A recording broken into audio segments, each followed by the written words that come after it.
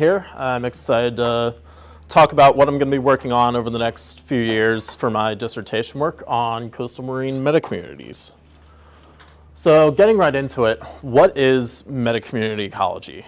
So basically this concept is a marriage between two different approaches to analyzing communities in an ecological system. So the first approach is kind of the local scale community ecology approach. And this approach focuses on birth and death dynamics, species interactions, and differences in species composition based on habitat. The second approach is a dispersal-based approach called supply-side ecology. And in the marine realm, we focus mainly on low-level transport and settlement and recruitment dynamics. So historically, these two concepts have kind of run in parallel with each other, each building their own body of work and kind of just running each of them independently. But metacommunity theory was developed to kind of bring these all under one umbrella and one analytical and theoretical framework. So now that we know what a metacommunity or what metacommunity ecology is and what it seeks to do, what exactly is a metacommunity? So at its core, a metacommunity is just a community of communities. So the textbook definition of a community is just a group of species interacting within a given area.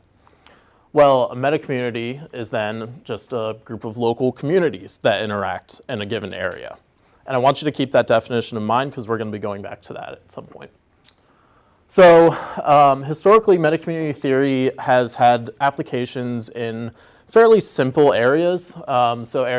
Systems such as pond systems, terrestrial plant ecology, stream and river networks, and more applied mesocosm manipulative experiments. But what's missing from this is the marine area, the marine realm. There isn't a very large body of work in terms of the marine ecosystem with metacommunity theory. So one of the things to consider when we're talking about the definition of a metacommunity, so if you recall, that's a group of local communities interacting in a given area. So what exactly do we mean by a given area? So when we talk about, say we're looking at the metacommunity of Tampa Bay as an estuary. Well, we know that we could just look at Tampa Bay alone, but we also know that Tampa Bay is influenced by the dynamics that occur along the West Florida Shelf. And we can expand this even further to looking at the Gulf of Mexico as a whole, as well as the Gulf and Caribbean as an entire region. So the question is, how do we reconcile this question of scale? At what scale do we consider what is an independent metacommunity? Similarly, if we, again, go back to that definition of what a metacommunity is, it's a group of local communities that interact in a given area. Well, what do we mean by a local community? Do we mean a site? Do we mean an aggregation of sites, or even broader and coarser aggregation of sites? So again, the question is, how do we reconcile this aggregation of sites to kind of find the balance between noise and signal in determining metacommunity structure? And so the title of my talk is Metacommunities in 4D. And we can think of time as this fourth dimension. So to date, most metacommunity studies have only really focused on a snapshot of the metacommunity system over a short period of time. But if we examine the temporal dynamics, so how metacommunity structure changes over time, we can better understand the underlying processes that work to structure these communities. However, these data are usually fairly costly to obtain, which kind of explains a little bit why we haven't seen very many temporal studies of metacommunity theory.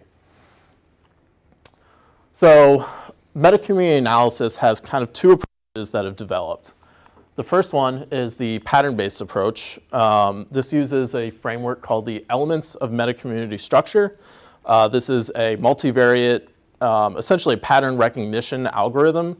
I'm not going to get into specifics because we don't really have time for that, but if you do have questions about the method, feel free to approach me after my talk. And then we also have a mechanistic approach. This seeks to understand what processes govern how metacommunities are structured. So historically, this mechanistic approach has used what are called paradigms, or these generalized kind of black box structures that are then used to figure out what processes are structuring a given metacommunity.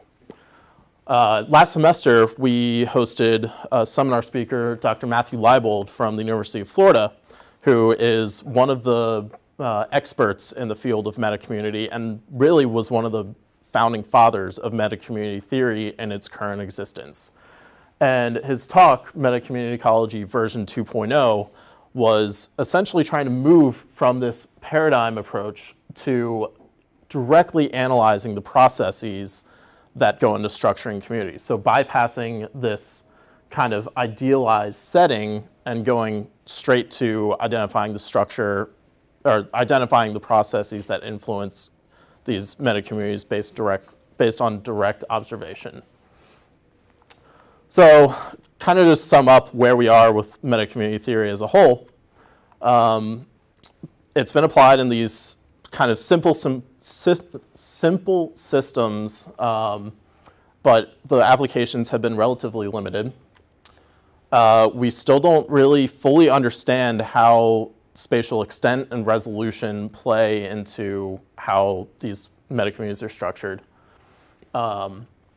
Temporal dynamics have been largely ignored, and these analytical methods that we use to analyze metacommunities as a whole are still kind of under development. So we haven't really focused on kind of honing in on the proper technique to use.